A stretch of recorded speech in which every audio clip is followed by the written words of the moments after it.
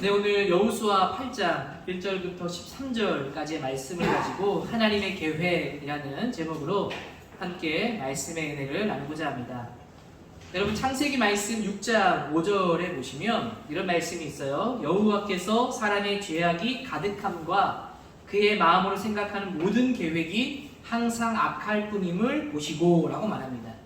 아담 이후에 땅 위의 사람들이 굉장히 번성하기 시작합니다.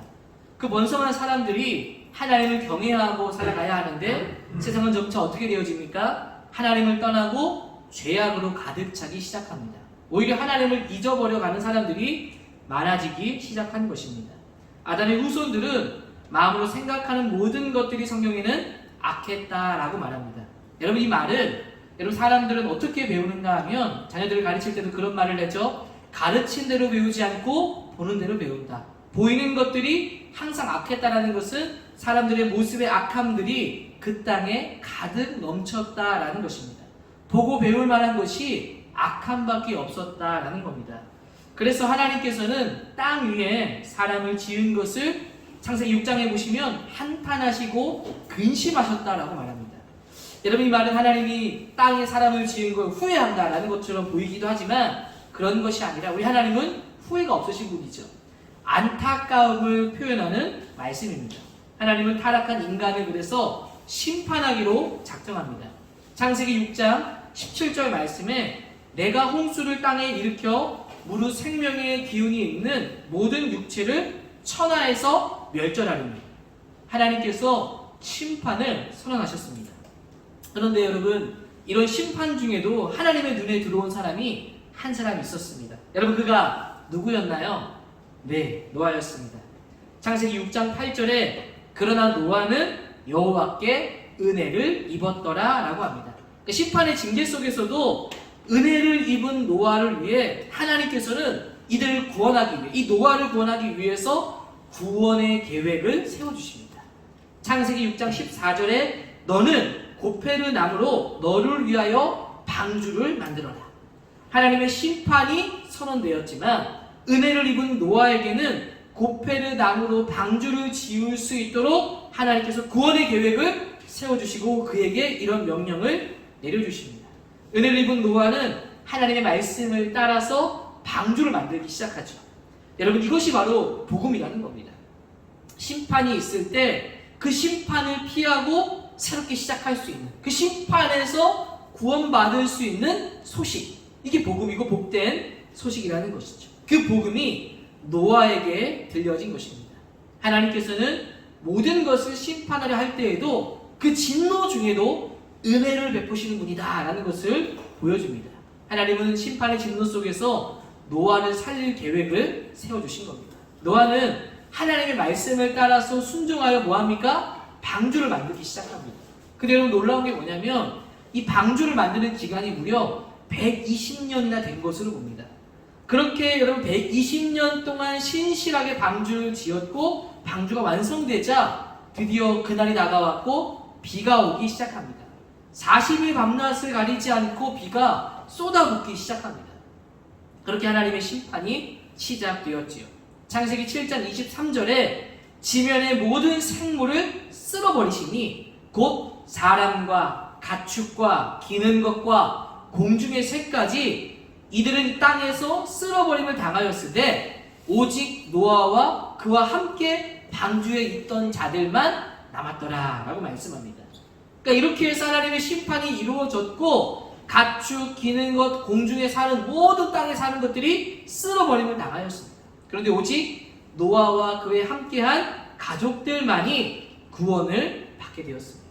하나님의 은총을 입게 된 것이죠. 그렇게 노아를 통해서 다시금 인류의 역사가 여러분 시작됩니다.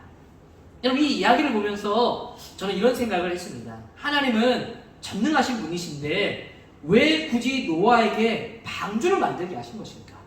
하나님은 말씀으로 천지를 창조하셨어요. 말씀으로 노아를 충분히 구원하실 수 있는 분이라고 믿습니다. 그런데 노아를 그냥 구원하지 않고 120년 동안이나 방주를 만들게 하신 겁니다. 왜 그렇게 하신 것일까요? 여러분, 이것은 죄의 시작이 어떻게 되었습니까? 아담과 하와의 불순종으로부터 죄가 시작되었습니다. 이 죄의 시작이 불순종이었지만 이 죄의 해결은 어떻게 되어지느냐? 순종을 통해서 회복된다는 것을 성경은 끊임없이 보여줍니다. 하나님은 노아를 구원하실 수 있지만 그렇게 하지 않고 순종할 수 있는 방주를 제작하게 하셨습니다. 그리고 그 순종을 통해서 회복의 구원을 이루어 주신 것이죠. 즉 노아가 순종하여 구원을 받을 구원의 계획을 하나님은 만들어 주셨고 노아는 그 계획 안에서 순종함으로 구원을 받았다는 것입니다. 여러분 여기서 중요한 것이 무엇인가 하면 하나님께서는 우리를 구원하신다는 것은 전적인 하나님의 은혜이지만 어떻게 이 은혜가 이루어지는가 하면 하나님의 계획 속에서 하나님의 계획 안에서 이 구원이 이루어진다는 겁니다. 여러분 그냥 구원해 주는 것이 아니라 회복의 계획을 세워주시고 계획 안에서 구원이 일어난다는 것이 중요합니다. 이 말은 무슨 말입니까? 우리가 아무것도 하지 않아도 하나님께서 알아서 하시겠지가 아니라는 거예요. 여러분 이 세상을 구원하시는 것도 그렇습니다. 하나님은 말씀으로 천지를 창조하시듯이 말씀으로 우리를 구원하실 수 있죠. 그런데 그냥 구원하시지 않고 하나님은 계획을 세우셨다는 겁니다. 어떤 계획입니까? 메시아를 보낼 계획을 세우셨어요. 여러분 그래서 성경은 구약은 오실 메시아, 신약은 오신 메시아, 그리고 다시 오실 메시아. 여러분 이런 계획을 통해서 처녀가 잉태하여 아들을 낳을 것이라고 하였는데 실제로 아들을 낳았고 그 계획대로 그분이 십자가를 지셨고 죽으심으로 우리의 죄를 해결해 주셨고 그분이 부활함으로 그를 믿는 모든 자들이 부활의 영광을 얻게 하셨습니다. 바로 이런 계획 안에서 우리를 향하신 하나님의 구원의 일들이 이루어지기 시작한 것입니다. 여러분 하나님께서는 그냥 세상을 이끄시는 분이 아니라는 것이죠. 우리가 생각할 때 수많은 우연들이 쌓여서 무언가 일들이 이루어지는 게 아니라는 거예요. 하나님의 계획 안에서 이루어진다는 것을 보여줍니다. 마치 과학은 세상이 어떻게 시작되었는가, 큰 빅뱅이 일어나면서 우연히 생명체가 생겨나게 되었고 진화가 되어서 이 세상이 시작되었다라고 말하죠. 그러나 하나님은 그런 우연들이 모여서 세상이 시작된 것이 아니라 하나님이 말씀으로 창조하셨는데 그냥 만든 것이 아니라 계획을 가지고 하나님께서 세상을 창조하셨다는 거예요. 큰 계획을 가지고 하나님은 세우신 계획과 약속 안에서 하나님의 뜻을 이루어 가신다라는 겁니다. 여러분 우리가 구원을 받는다라는 것도 결국은 어떻게 구원을 받는 것입니까? 하나님의 구원의 계획과 약속 안에 들어가야만 여러분 구원을 얻는 것입니다. 여러분 이런 것을 통해서 우리의 삶도 하나님은 어떻게 살아가야 되는지를 말씀해주고 계신 거예요. 여러분 어떻게 살아가라라고 말씀하는 것입니까? 하나님이 계획을 세우시고 그 계획 안에서 약속 안에서 세상을 이끌어 가시듯이 우리의 삶도 역시 어떻게 살아가야 되느냐? 계획 안에서 살아갈 수 있는 삶이 되어야 한다는 거예요. 즉 하나님을 믿는다라는 것이 무엇입니까? 하나님을 믿으면 하나님은 무조건 우리에게 승리를 주실 것이니까 돌격 앞으로의 삶을 말하는 것일까요? 그런 것이 아닙니다. 하나님께서 계획을 세우시듯 우리도 우리의 삶에 계획을 세워야 합니다. 우리에게 주신 환경과 여건 상황 속에서 어떻게 살아가야 할 것인가 계획이 필요하고 계획 안에서 살아가야 함을 성경은 말씀해주고 있는 겁니다. 여러분 우리의 삶의 목적이 무엇입니까? 죽어서 천국 가는 것이 우리가 하나님을 믿는 목적입니까? 우리가 살아가는 삶의 목적이 됩니까? 여러분 천국이라는 것이 죽어서만 가는 것을 우리가 보통 생각하지만 그런 것이 아니라 이 땅에서 이루어질 나라를 말하는 것이 바로 천국이라고 합니다. 여러분 그 나라라는 것이 무엇입니까? 그것을 하나님 나라라고 말하는데 하나님의 나라는 어떤 곳인가 하면 하나님의 통치와 다스림을 받을 때 하나님 나라에 임하였다라고 말합니다. 즉 우리가 이 땅에 살고 있지만 하나님의 말씀의 법의 통치와 다스림을 받으면 지금 이미 임한 하나님의 나라가 우리에게도 여전히 임한 나라가 된다는 거예요. 그 말은 곧 이 땅이 천국이 될 수 있다는 거예요. 죽어서만 가는 것이 아니라 이 땅에서도 이루어질 하나님의 나라. 여러분 근데 이 나라가 어떻게 이루어져야 되냐? 교회에서만 여러분 이루어지는 것일까요?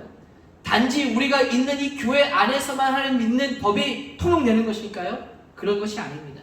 어디서도 여러분 이루어져야 됩니까? 가정에서도 학교에서도 우리가 살아가는 모든 곳에서 하나님 나라가 이루어져야 돼요. 하나님의 법에 하나님의 다스림이 이루어져야 한다는 겁니다.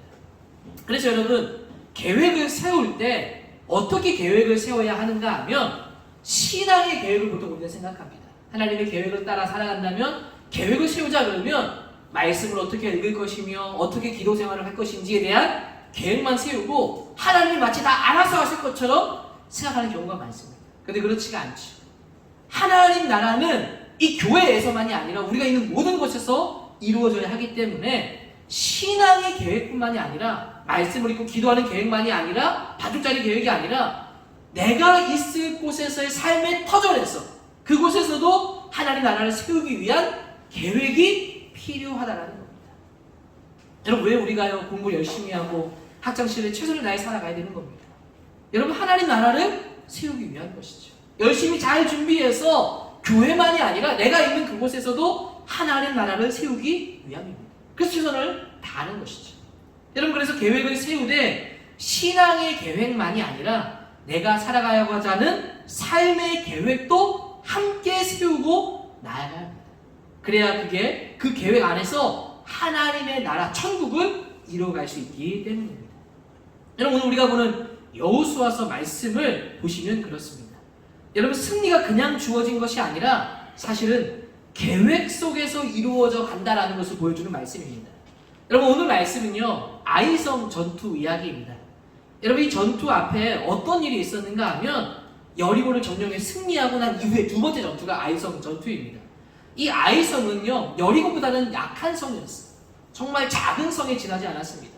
그래서 소수의 군사들만 데리고 가서 이 땅을 점령하려고 나아갔습니다. 그리고 전쟁을 치렀는데 놀랍게도 여리고에 비하면 이 작은 성임에도 금방 점령할 거 생각했는데 오히려 이스라엘은 이 아이성 전투에서 패배했습니다. 여러분 얼마나 황당한 패배인지 이 상황을 도저히 받아들일 수가 없을 정도로 이스라엘은 충격을 받았습니다. 아니 여리고를 이겼던 이 이스라엘이 어떻게 저 작은 아이성을 못 이기지? 36명이나 병사들이 죽고 도망치면서 도저히 받아들이기 힘든 패배였습니다. 그래서 이스라엘 백성들은 비통한 심정이 되었습니다. 하나님께 어쩌면 따지는 마음으로 얘기합니다. 하나님 어떻게 이런 일이 있을 수 있습니까? 여리고라는 저 큰 성도 하나님께서 이기게 하셨는데 저 작은 성 아이성을 이기지 못하다니 어떻게 된 것입니까? 왜 그런 것입니까? 라고 따지시죠. 그 모든 일이 하나님은 이스라엘이 범죄함으로 그 일이 일어났다는 것을 말씀해 주십니다. 그래서 그 범죄를 저지른 사람이 누구인가를 찾기 위해 제비뽑기가 시작되죠. 여러분 지파를 뽑는데 유다 지파가 뽑혔습니다. 그 안에 세라 족속이 뽑히고 삽디가 뽑히고 갈미의 아들 아간이 뽑혔습니다. 아간이 하나님께서 여리고성을 점령한 후 모든 것을 진멸하라고 한 명령을 무시하고 탐심을 가지고 땅속의 전쟁의 전리품들을 숨겨놓은 겁니다. 하나님의 물건을 도적질한 것이죠. 여호수아는 그것을 알고 그 물건을 가져다가 불살라서 다 태워버립니다. 그리고 아간을 돌로 치고 죄의 징계를 받게 합니다. 그리고 나서야 하나님께서 여호수아에게 이제 아이로 올라가라, 아이성으로 올라가라, 너희에게 승리를 줄 것이다 라고 말씀해 주십니다. 오늘 읽었던 1절 말씀을 보시면 여호와께서 여호수아에게 이르시되 두려워하지 말라, 놀라지 말라, 군사를 다 거느리고 일어나 아이로 올라가라. 보라 내가 아이 왕과 그의 백성과 그의 성읍과 그의 땅을 다 내 손에 넘겨줄 것이다. 여러분 이것을 보면 여러분 이런 생각을 하기 쉽습니다. 어떤 생각입니까? 이제 죄를 해결했다. 이제 하나님께서 전쟁에서 승리하게 하겠구나. 그럼 말씀을 세세하게 묵상하지 않으면 이 모든 전쟁의 큰 틀만 보게 되는 거예요. 아간의 범죄 때문에 패배했지만 아간의 범죄를 발견했고 아간을 징계했고 하나님이 승리하게 할 것이라 했으니까 전쟁에 나가서 승리했구나라고 맞춰질 겁니다. 그런데 여러분 사실 말씀을 자세히 보시고 세세하게 보시면 4절부터 7절 말씀을 한번 보십시오. 그것을 좀 풀어서 설명하면 이렇습니다. 그들이 하는 이야기들이 이런 거예요. 잘 들어라. 너희는 저 성 뒤로 가서 멀지 않은 곳에 매복하고 대기해라. 나는 부대를 이끌고 여호수아는 저 성으로 다가가서 싸울 것이다. 그러다가 우리가 전쟁에서 지는 척하고 쫓기는 체 하면서 도망갈 거다. 그러면 그들이 처음에 우리가 패배해서 도망간 것처럼 또 패배하고 도망친다고 생각하고 성을 비우고 우리를 뒤쫓아올 것이다. 그러면 매복해 있던 너희들이 그 병사들이 쫓아나와서 성에서 멀어지게 되면 너희들이 그 비어진 성을 점령해라. 하나님께서 그렇게 아이성을 너희에게 줄 것이다. 여러분 이런 얘기를 하고 있는 겁니다. 여러분 말씀 자세히 보니까 무엇을 하고 있습니까? 아이성을 어떻게 점령할 것인지 전략과 계획을 세우고 있는 거예요. 여러분 이것을 세세하게 보지 못하면 우리는 이렇게 생각하는 겁니다. 죄를 해결했으니까 전쟁에서 무조건 승리할 것이다. 돌격 앞으로 라고 여러분 생각했을 것입니다. 그러나 어떻게 승리했습니까? 그냥 돌격 앞으로 믿음으로 승리하게 할 것이니까 나아간 것이 아니라 철저하게 전쟁에 대한 전략과 계획을 세우고 나감으로 여러분 어떻게 됐어요? 승리하게 되었다는 겁니다. 여러분 우리가 하나님 앞에 기도하고요. 죄를 해결하고 뭔가 다 되었으니까 이제 내가 영적으로 충만했으니까 나아가면 승리한다는 건 아닙니다. 승리가 보장되었다고 해서 믿음으로 살아간다는 것이 단지 삶의 돌격 앞으로 그게 아니라는 거예요. 아이성 점령을 앞두고 죄를 해결하고 승리가 보장되었지만 그들이 계획을 세우고 계획 안에서 승리되었음을 여러분 기억해야 합니다. 노아의 시대에도 타락에도 하나님께서 심판을 행하시지만 노아의 구원 계획을 세우셨죠. 그냥 구원하시지 않고 계획 안에서 구원하셨습니다. 하나님의 구원 계획도 그냥 이루어진 것이 아니라 계획과 약속 안에서 메시아를 보내주심으로 이루어졌다는 것이죠. 이스라엘 승리도 계획 안에서 여러분 이루어진 것입니다. 여러분 이런 것을 통해서 우리가 믿음으로 산다는 것이 여러분 무엇입니까? 믿음으로 산다는 것을 여러분 어떻게 이해하고 있습니까? 내가 오늘 예배를 드렸습니까? 어쩌면 40일 기도 내가 빠지지 않고 참석했으니까 뭔가 성령으로 충만하니까 이제 믿음으로 담대하게 돌격 앞으로 나아가야겠다라고 나아가고 있습니까? 물론 그 말이 틀린 말은 아니지만 더 엄밀하게 말하면 여러분 말씀을 읽고 기도하면서 믿음으로 산다는 것은 하나님 앞에요 계획을 세운다는 겁니다. 그리고 그 계획에 대한 다짐을 한다는 겁니다. 하나님을 믿고 우리가 성령으로 충만하면 돌격 앞으로가 아니라 죄를 끊겠다라는 결단과 계획, 어떻게 살아가야겠다는 삶의 방향성, 계획을 세우고 준비하고 나아가겠다라는 것을 말해주고 있는 겁니다. 종종 우리는 이런 경우를 본 적이 있어요. 하나님을 위해 열심히 살면 하나님께서 모든 것을 책임져 주신다. 틀린 말은 아니죠. 맞는 말입니다. 그런데 여러분 이 말이 내가 해야 할 일이 아무것도 없이 믿음으로 다 될 거니까 무조건 긍정하는 것이냐? 그건 아니라는 거예요. 지금은 여러분 그렇게 잘 되지 않지만 저도 고등학교 때 처음 교회 다니고 교회 생활을 했는데 목사님은 교회가 사실 놀이터였습니다. 교회에서 친구들 만나는 게 좋았고 교회에서 그냥 어울리는 게 좋았어요. 그래서 내 교회에만 살았습니다. 근데 그 당시에 무슨 생각이 있었냐면 교회에만 있으면 어쨌든 내가 하나님 앞에 붙어있다라고 생각했고 함께하겠다고 생각해서 그냥 다 잘 될 것이다 라고 생각했던 적이 있어요.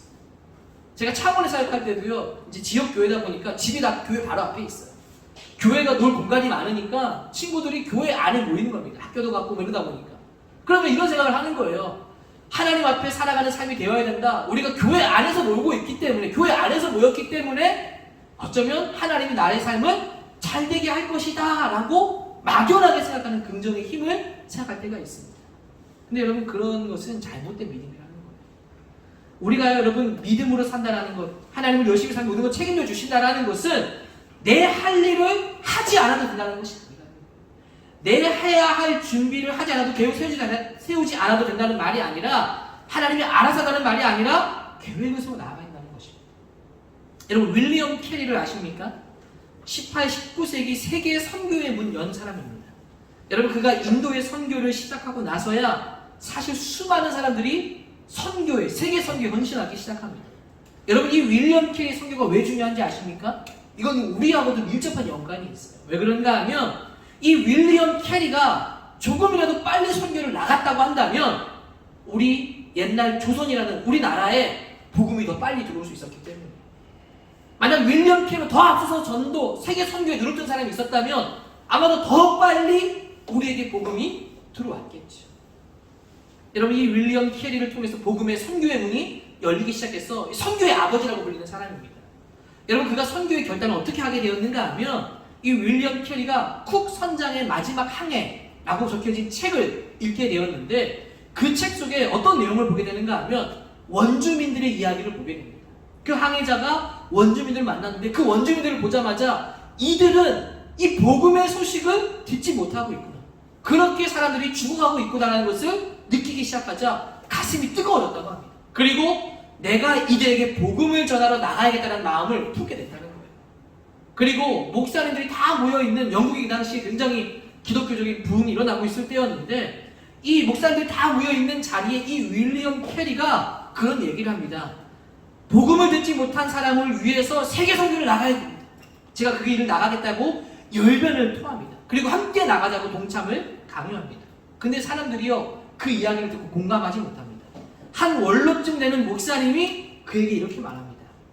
그 당시에 어떤 생각을 가지고 있는지를 잘 보여주는데 이렇게 말하는 겁니다. 이보게 젊은이, 만약 하나님께서 복음을 듣지 못한 사람을 개종시키기 위해서 일하시면 자네 같은 사람 도움 없어도 충분히 하실 수 있는 분이 우리 하나님이십니다. 그러니까 네가 가지 않아도 하나님이 알아서 하실 거야. 그러니까 나서지 말고 가만히 있게나. 이게 무슨 말입니까? 인간이 해야 할 일은 없고 하나님이 다 알아서 하신다는 거예요. 이게 믿음입니까? 자만이고 교만이죠. 오히려 하나님을 욕되게 하는 겁니다. 하나님의 뜻을 제대로 깨닫지 못하는 겁니다. 그러나 캐리는 그 말에 굴하지 않고 직접 세계 선교의 발을 내딛습니다. 그리고 나간 이후에 아까 말씀드린 대로 영국에 세계 각지에 선교를 나가는 구령의 열정들이 일어나기 시작합니다. 이때부터 선교가 본격화되기 시작하고 이 선교는 굉장히 중요한 일이 되었습니다. 아무것도 하지 않아서 하나님이 알아서 하시겠지? 그게 아니라 위대한 일을 시도했던 이 윌리엄 캐리를 통해서 일들이 이루어지는 것처럼 여러분, 우리가 믿음으로 살아간다는 것이 하나님이 다 알아서 하시겠지가 아니라는 것을 기억하십시오. 내가 해야 할 일을 미뤄서는 안 됩니다. 누군가 하겠지? 아니요. 여러분, 삶에 있어서요, 가장 안 좋은 태도가 무엇인지 아십니까? 행동이 없는 긍정의 태도입니다. 아무것도 하지 않으면서 긍정적인 마음만 있으면 어떻게 되겠지? 아무것도 하지 않으면서 내가 하나님을 믿고 기도했으니까 어떻게든 되겠지, 자연스럽게 좋은 일이 찾아올 거야 라고 생각하는 것, 아무것도 하지 않으면서 긍정의 믿음만 갖고 있는 것, 여러분, 이건 믿음이 아닙니다. 하나님은 사람을 통해서 일하심을 기억하십시오. 하나님은 사람을 통해서 하나님의 이루어갈 일들을 일하시는데 어떻게 이루어가느냐? 계획을 가지고 계획 안에서 이루어 가신다는 겁니다. 여러분, 우리의 삶도 계획이 필요합니다. 그게 믿음으로 사는 거예요. 하나님의 믿음으로 살아가는 돌격 앞으로가 아니라는 것을 깨닫고 하나님의 말씀을 통해 기도를 통해서 깨달았다면 삶의 계획을 세우게 되기를 축복합니다. 어떻게 하나님을 살아가야 될지, 내 죄를 어떻게 해결해야 될지 결단하지만 계획을 세우시오.